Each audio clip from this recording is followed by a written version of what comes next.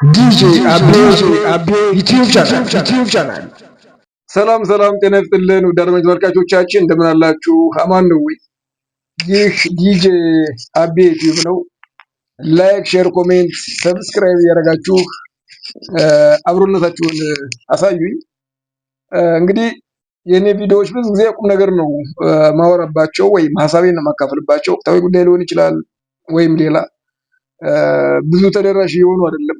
ምክንያቱም ቁም ነገር ተደራሽ የለውም አውቃለሁ። እዚህ ሀገር ላይ በቻላችሁት መጠን ሰብስክራይብ እያደረጋችሁ እንዲሁም ሼር፣ ላይክ፣ ኮሜንት እያደረጋችሁ ብታዩልኝ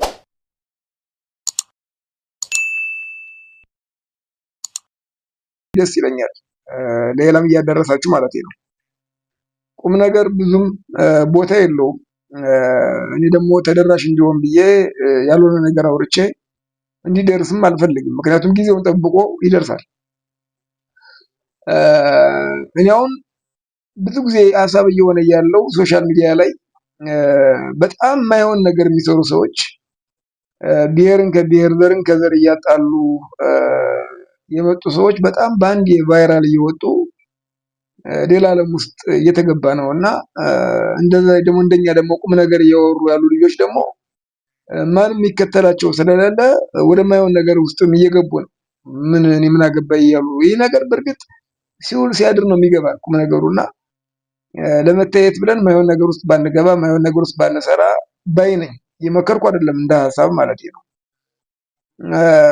አሁን አይታችሁ ከሆነ አብዛኛው ሰው ብሔርን፣ ፖለቲካን፣ ሃይማኖትን ምናምን ሽፋን እያደረገ ነው የሚናገረው።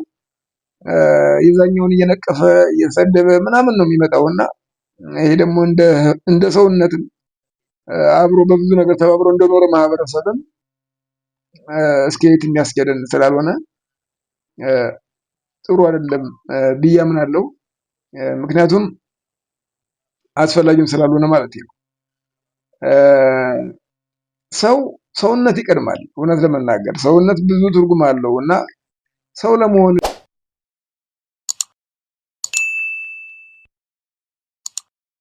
እንሞክር ባይ ነኝ። ምክንያቱም ሰው በትልቅ በእግዚአብሔር አምሳል የተሰራ ትልልቅ ነገር ያለው ሰውን ብቻ ነው ከእግዚአብሔር በራሱ አምሳል የሰራው።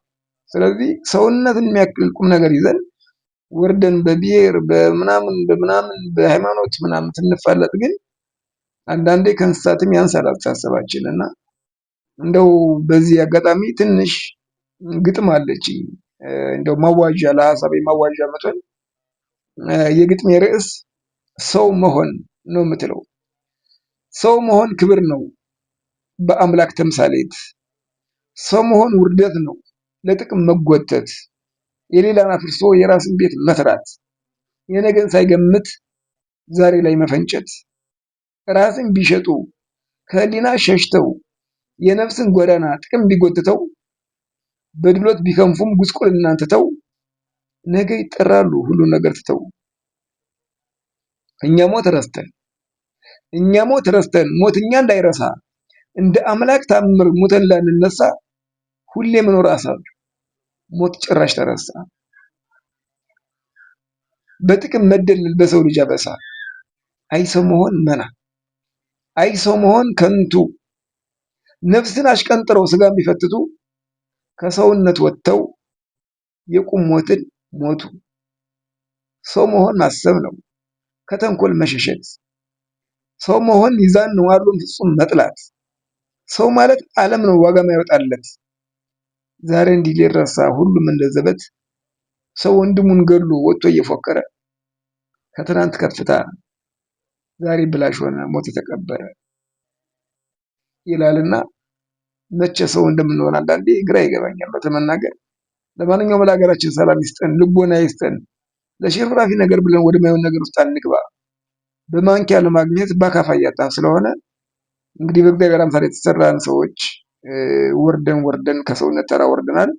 ፈጣሪ ልቦና ይስጠን፣ መብራት ይጠብቀን። ዲጄ አቤ ዩቲዩብ ቻናል